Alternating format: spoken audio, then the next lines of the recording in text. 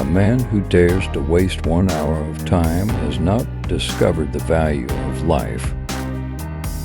Ignorance more frequently begets confidence than does knowledge. Animals, whom we have made our slaves, we do not like to consider our equal.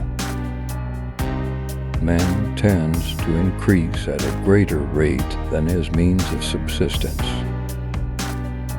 The love for all living creatures is the most noble attribute of man. My mind seems to have become a kind of machine for grinding general laws out of large collections of facts.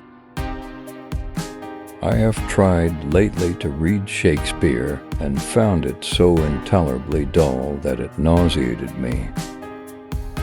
On the ordinary view of each species having been independently created, we gain no scientific explanation. A scientific man ought to have no wishes, no affections, a mere heart of stone. I am not apt to follow blindly the lead of other men.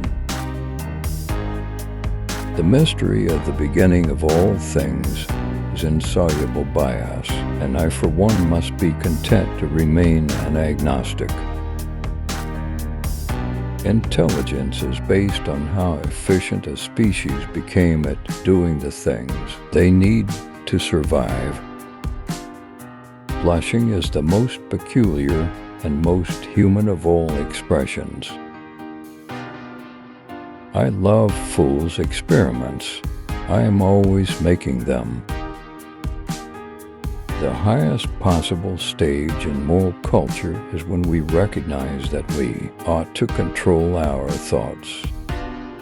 This preservation of favorable variations and the rejection of injurious variations I call natural selection, or the survival of the fittest. One general law leading to the advancement of all organic beings, namely, multiply, vary, let the strongest live and weakest die.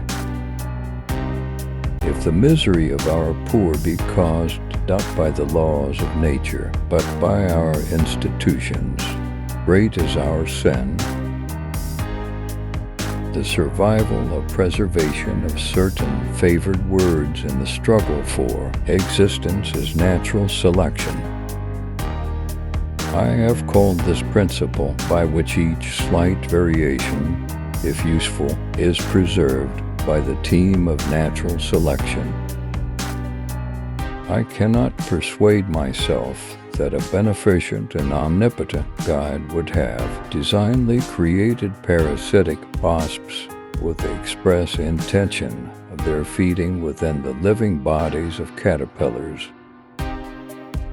It is those who know little, and not those who know much, who so positively assert that this or that problem will never be solved by science.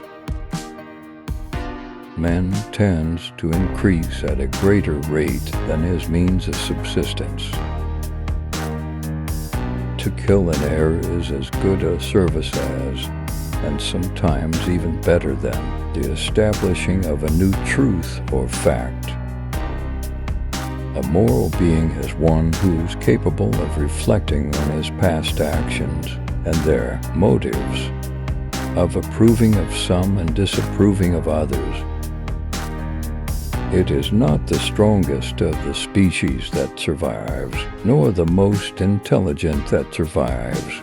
It is the one that is the most adaptable to change.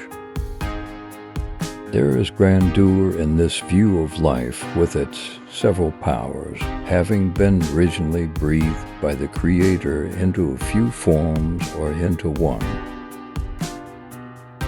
Besides love and sympathy, animals exhibit other qualities connected with the social instincts, which in us would be called moral. Great is the power of steady misrepresentation.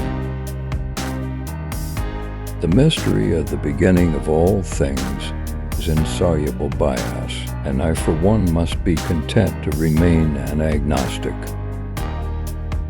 If the misery of the poor be caused not by the laws of nature, but by our institutions, great is our sin,